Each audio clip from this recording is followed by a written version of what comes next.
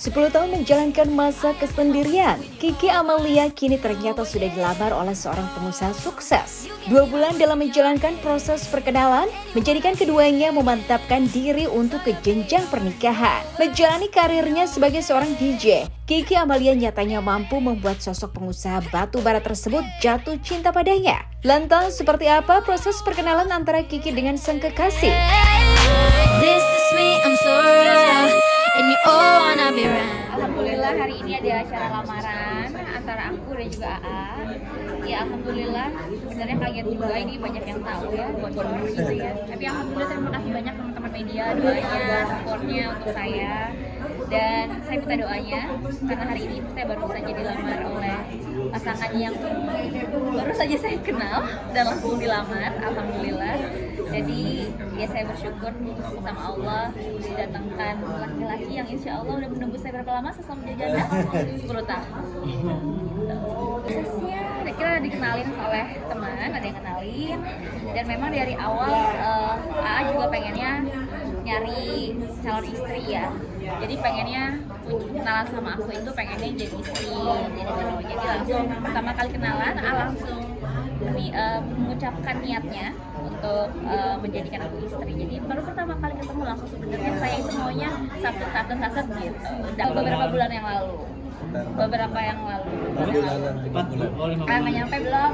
Belum gitu? Belum nyampe. Jadi masih Mas Agung, kurang mungkin lebih 10 tahun itu seperti apa penantiannya? kasih tahu dong awalnya. Jangan. Jadi Dia ngeliat aku di TV, terus nikah nih sama mantan aku. Dia bilang gini, Kiki Amalia nggak nikah sama gue aja sih, Nah. gitu. Berarti harus dia lagi ngomong, malaikatnya lagi ngomong. Lewat ya? saat lihat TV mungkin dia nikah kok nggak sama aku aja ya nikahnya kan gitu. Itu hanya bercandaan aku. Ternyata malaikat mungkin mendengar doa aku ya. Alhamdulillah setelah beberapa bulan lalu kok kenal kan gitu. Kira datang cocok. Ya udahlah saya nggak mau untuk hanya pacaran saja. Saya memang untuk mencari seorang istri. Ya dia alhamdulillah itu sama aku juga mau udah cocok. Dan akhirnya terwujud seperti apa Mas Agung? Dia Penantian seperti 10 ini. tahun. Dia seperti ini, alhamdulillah Kikinya mau untuk menjadi istri saya. Saya juga tidak mau lama-lama untuk melamar Kiki dan menikahinya. Untuk keluarga juga alhamdulillah mendukung semua, keluarganya Kiki mendukung, keluarga saya alhamdulillah mendukung. Jadi ya masih saya. Tapi sekarang makin Jangan saya. ada sensor, ada pakai. Ya saya minta doanya untuk rekan-rekan, mungkin fans-fansnya Kiki juga minta doanya supaya saya menjadi suami yang diharapkan oleh semuanya seperti Kiki, keluarga saya, dan memang semoga menjadi suami pasangan yang sampai akhirat. Ada ya. Udah ada, tidak lama. Akhir tahun ini berarti Mas Agung. Insya Allah doanya saja. Mas Kiki mungkin Dan sampai akhir saya menggunakan sosok Kiki itu sudah lama banget dan berharap memang dulu berharap kok kenapa gak sama gue ya kan gitu kan gitu. Mungkin dia cara berbicaranya dia apa ya nggak aneh-aneh gitu, kelihatan dari aura mukanya santai kayak gitu aja. Saya lebih senang yang santai gitu. Yang pertama dia itu pertama kali ketemu saya udah bisa membaca orang karena kan udah berapa lama nih saya sendiri ya, jadi saya udah banyak menemukan beberapa laki-laki, tapi yang ketemu sama AA tuh beda gitu. Dikenalin pertama kali saya ngeliat dia punya tanggung jawab. Pertama itu, yang kedua mapan, yang ketiga agamanya. Alhamdulillah saya ngeliat dia imannya luar biasa, akhlaknya luar biasa. Jadi wah ini nih memang pas dia menyatakan perasaan saya langsung masya Allah. Berarti memang dialah yang saya tunggu selama ini. Insya Allah. Mudah-mudahan ya. Mudah-mudahan ya.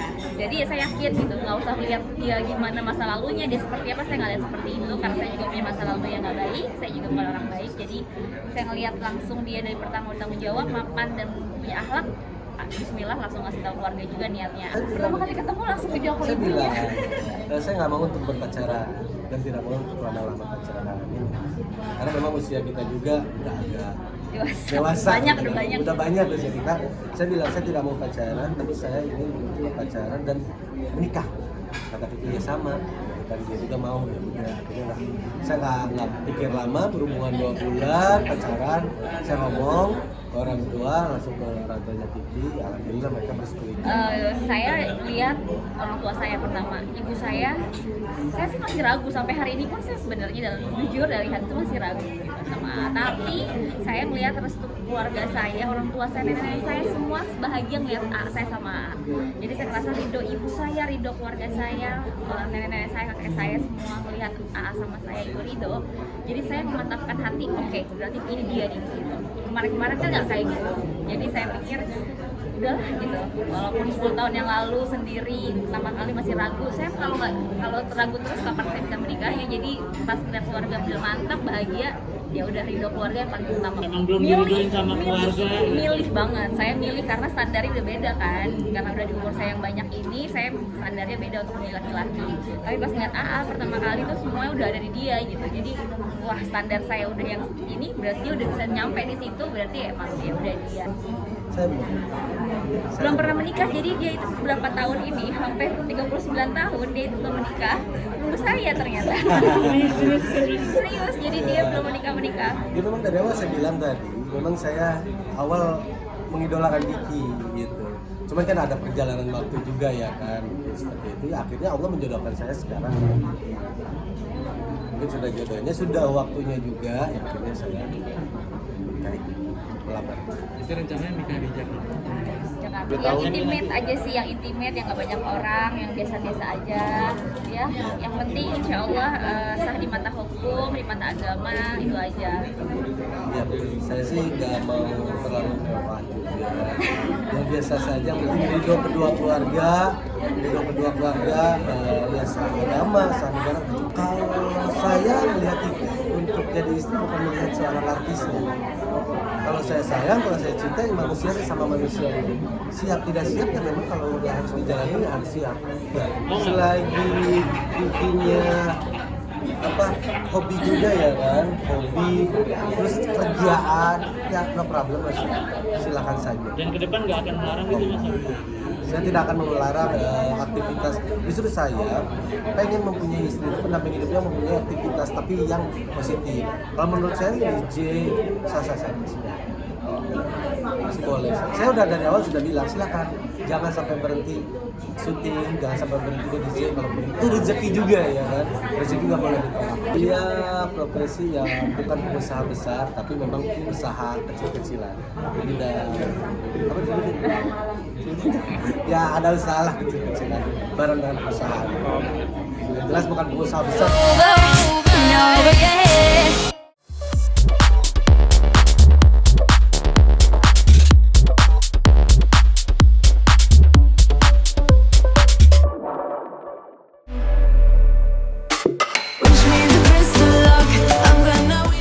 Waktu begitu cepat berlalu, tanpa terasa genap 5 tahun sudah penyanyi cantik Vicky Shu menjalani batra rumah tangga bersama Ade Imam. Pasangan ini pun merayakan momen anniversary dengan dinner di sela-sela kesibukan Vicky Shu. Namun kendati demikian, Vicky Shu mengaku kurang puas lantaran suaminya dianggap kurang romantis di momen tersebut. Tapi kira-kira apa makna usia 5 tahun pernikahan bagi Vicky Shu?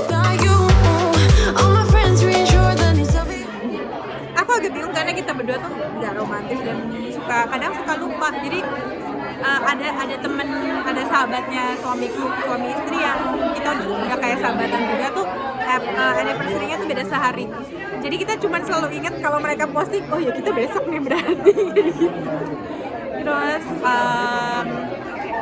ya kan aku kan kemarin harus pergi keluar kota, ada kerjaan kan, jadi ya suamiku majuin ada wedding anniversary dinner gitulah. Menurut dia itu surprise, tapi menurut aku nggak surprise, jadi aku tetap protes. Katanya kamu udah disiapin dinner, tetap protes. Iya soalnya nggak ada bunga gitu kan. Nggak, emang aku suka aja gangguin.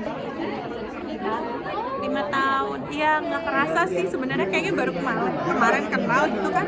Tiba-tiba udah ada anak 2, terus ternyata udah 5 tahun pernikahan yang menurut orang kan cobaan di 5 tahun pertama juga cukup berat ya. Tapi ya alhamdulillah sih menurut aku ya aman-aman aja, yang bisa disyukurin ya pasti ada lah ya 1-2 masalah, tapi ya sejauh ini aman-aman aja.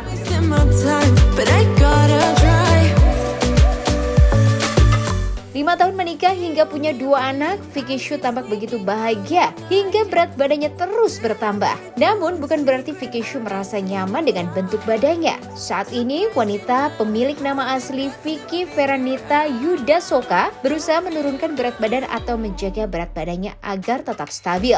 Lantas seperti apa pola diet yang dijalani oleh Vicky Shu?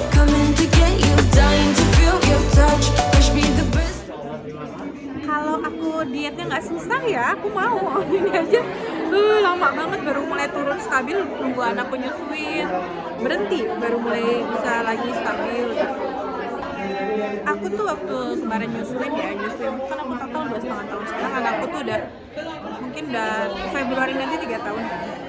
Ini baru 2 bulan ini berhenti menyusui. Nah, selama proses menyusui itu memang nggak naik beratku, tapi turunnya tuh turun. Terus nanti capek diet, naik lagi, turun, gitu aja terus. Nah, waktu kemarin akhirnya 2 bulan lalu udah berhenti, itu aku ngerasa beda memang, entah karena hormon atau apa. Jadi kalau udah turun, tuh lebih stabil gitu. Nanti kalau merasa kurang turun, aku diet lagi, puasa aku biasanya kan. Ya udah gitu aja sih. Iya, aku jujur selama proses menyusui itu aku selalu ke dokter gizi karena kan harus tepat ya, nggak boleh sembarangan gitu dietnya. Jadi ya itu makanya aku bilang kadang udah diet nih turun berapa kilo, capek dulu gitu kan, capek ngitung-ngitung gitu kan. Terus ya namanya bosen ya, kadang kan kita makan itu aja bosen. Jadi ya kalau misalnya udah turun 7 kilo, aku capek ya Jo, aku manggilnya kan gue aku capek ya Jo, nanti dulu ya santai dulu, ya gitu-gitu aja terus. Iya, ke dokter gizi. Jadi emang diatur sehari tuh sekitar 1.100 sampai 1.300. Olahraganya cuma boleh jalan kaki kalau pas lagi program gitu. Biasanya kayak ini yang terakhir nih, kemarin kebetulan aku baru dapat jadwalnya dokter, kan agak susah nih ngantri gitu ya. Itu 1,5 bulan turun 9 kilo yang kayak gitu. 3 sampai 5 kilo lagi sih pengennya. Sebenarnya ini baju lama udah muat, cuman aku kan badannya besar di atas ya, jadi ya masih pengen 3 sampai 5 kilo. Ada gila-gilanya gitu kan. Sekarang lebih bersyukur. Jadi lebih bersyukur, sehat, terus suami juga sebenarnya nggak setuju kalau aku terlalu kurus katanya. Jadi ada batasan, kadang dia bilang kamu lagi naik, kalau misalnya mau diet nggak apa-apa, tapi dia udah wanti-wanti nggak boleh terlalu kurus kayak zaman banget, nggak boleh, penting baju lama udah muat aja buat show atau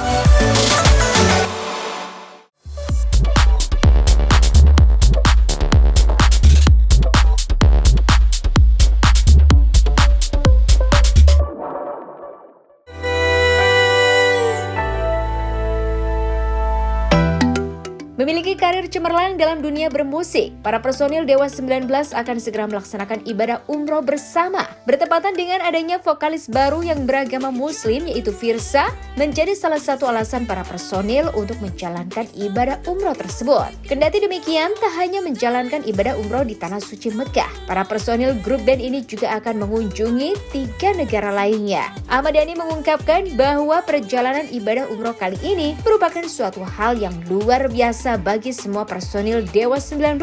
Lantas seperti apa persiapan para personil Dewa 19 untuk bertolak ke Tanah Suci? Rencana kita untuk umroh bareng.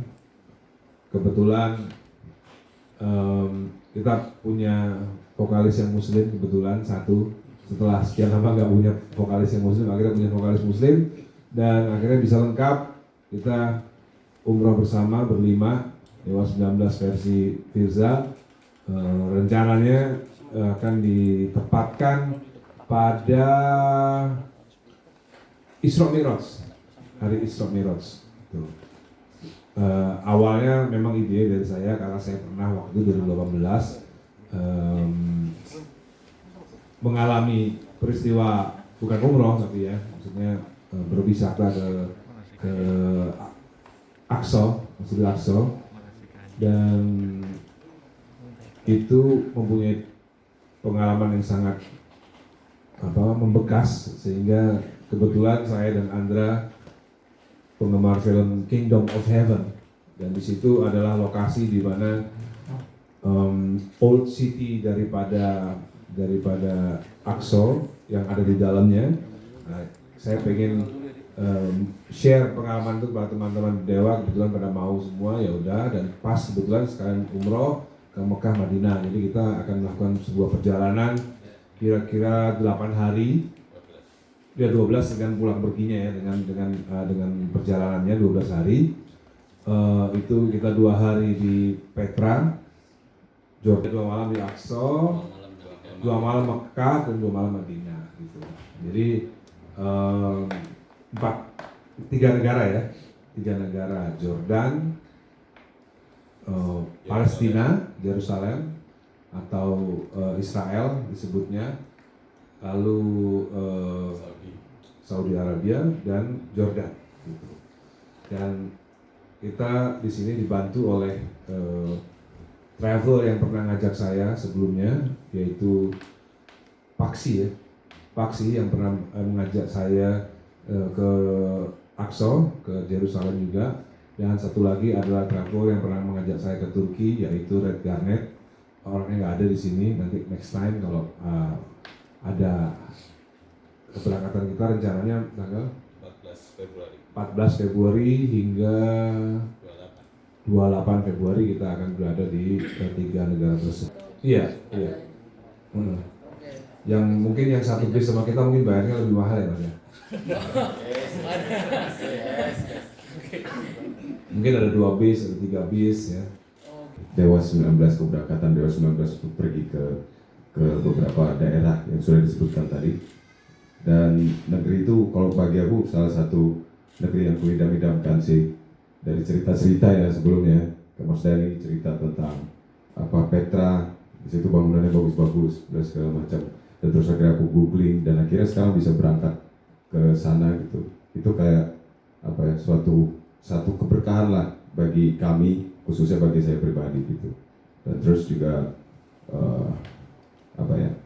kayak ibuku bilang ya mungkin Dewa 19 nggak cuma ngajak teman-teman untuk mendengarkan lagu-lagu yang kritis, tapi mengajak teman-teman untuk beribadah juga. Iya, jujur saya pertama ke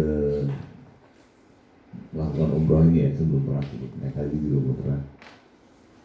Dan buat saya ini agak menantang sih. Jadi saya agak-agak takut gitu, agak-agak keringat dingin gitu.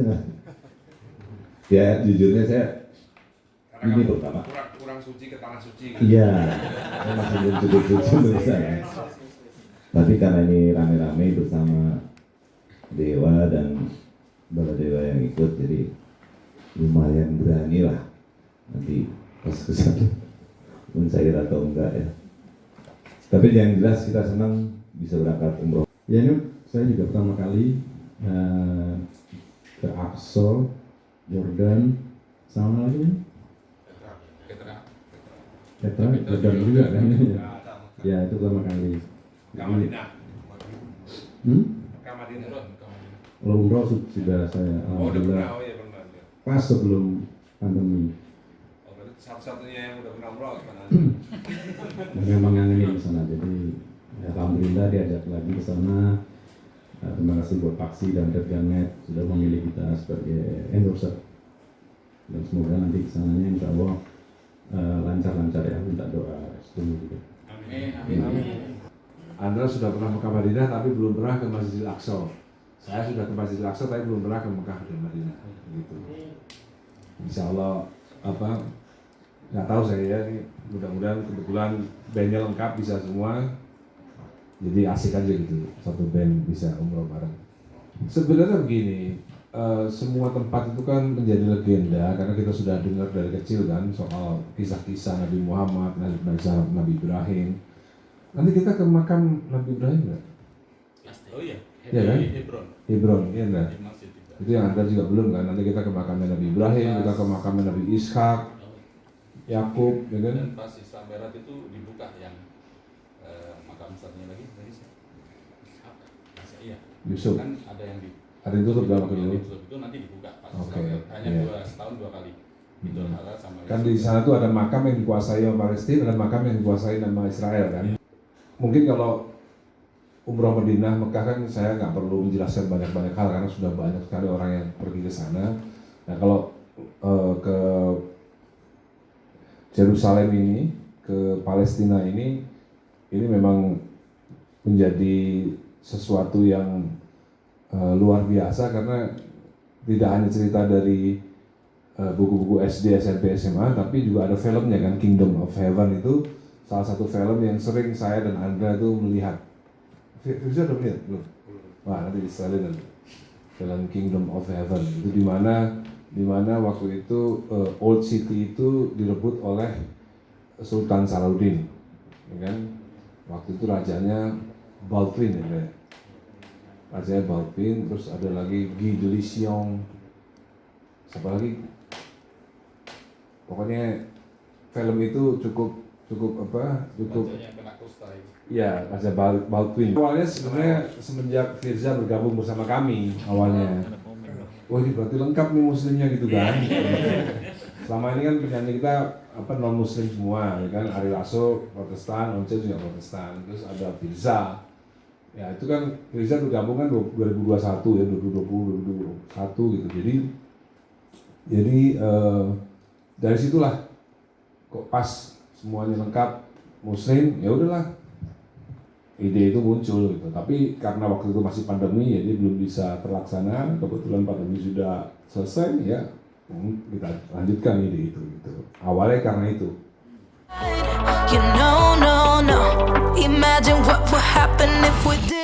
Selain merencanakan untuk beribadah bersama, grup band Dewa 19 juga akan menggelar sebuah konser bertajuk 30 tahun Dewa 19 berkarir. Konser bertema Pesta Rakyat ini akan menghadirkan para musisi tanah air. Konser yang akan digelar di Jakarta International Stadium ini telah berhasil menjual lebih dari 65.000 tiket dalam waktu 1 jam. Lantas bagaimana persiapan Dewa 19 dalam menyambut konser tersebut? Kan nggak punya penyanyi ya. Tentunya dengan penyanyi itu ya tentunya reuni. Dengan sebenarnya ya mau dibilang reuni juga enggak, karena kita sering manggung bareng sih sebenarnya. Saya sendiri nggak tahu itu. Pokoknya ya Ari Lasso, Once kan memang bukan penyanyi Dewa X. Jadi kalau kita manggung ya memang kontraknya beda. Jadi yang pasti ini adalah konser rakyat, berbeda dengan konser yang biasanya itu konsernya mahal, yang ini bisa terjangkau harganya, dan tentunya kita udah main di 20 kota, tentunya kita nggak akan ngulang lagi repertoar di 20 kota, kita akan banyak lagu dan bintang tamu kejutan di JIS, karena ini adalah ajang momen di mana kita celebrate menjadi band stadion pertama ya dalam sejarah Indonesia. Itu kok kayaknya Dewa nih yang pertama main di stadion dan tiketnya sold out dalam 65.000 dalam 1 jam ya. Itu sejarah di Indonesia. Ada band lokal yang tiketnya dibeli sampai 65.000 dan sold out dalam 1 jam gitu. Jadi kita harus bermain maksimal untuk merayakan itu. Sekarang kita kan pengen disaksikan oleh banyak orang. Di mana lagi yang bisa menampung sampai 70.000 orang? Itu JIS itu bisa sampai 70.000 orang. Tiket yang terjual memang 65.000. Kita sisakan 5.000 sampai 10.000 untuk supaya nggak terlalu penuh. Oh ya. Gitu. Jadi itu tadi Mas, ternyata belum ada band yang main manggung di stadion bola, tiketnya dijual dan penuh, apalagi sampai satu jam 65.000 tiket. Itu kemungkinan kita akan mendapatkan rekor muri untuk itu, kemungkinan. Ya spesial pasti di JIS lah. Okay. Di JIS itu spesial karena jumlah pembeli tiketnya itu spesial, kan 65.000 yang beli tiket itu spesial. Di Malaysia aja itu meskipun 2 hari tapi seharian cuma 9.000 kan. Di Malaysia itu cuma 9.000, 2 hari yang nonton. Di total masih 18.000. Iya. Ya kan? Ini 65.000 itu sebuah angka yang cukup spektakuler untuk band lokal ya, band lokal. acara-acara festival kayak kemarinnya sinkronize saja, menghadirkan banyak band yang beli tiket cuma 25.000 Mas. Oke. Sebenarnya kita nggak mimpi sejauh itu, tapi ternyata tiba-tiba kita dihadiahi, menurut kami ini adalah penghargaan musik terhebat yang pernah kita dapatkan. Gitu. Selain penghargaan AMI, selain penghargaan BUBSS Award ya, selain penghargaan apapun ya, menurut saya manggung di JIS dengan tiket terjual 65.000 selama 1 jam itu adalah penghargaan musik tertinggi yang pernah kita raih. Nah, itu ada festival A itu Festival A 450.000, Festival B 350.000, terus ada yang 250.000, terus ada 150.000. Total semua 65.000. Sudah sold out.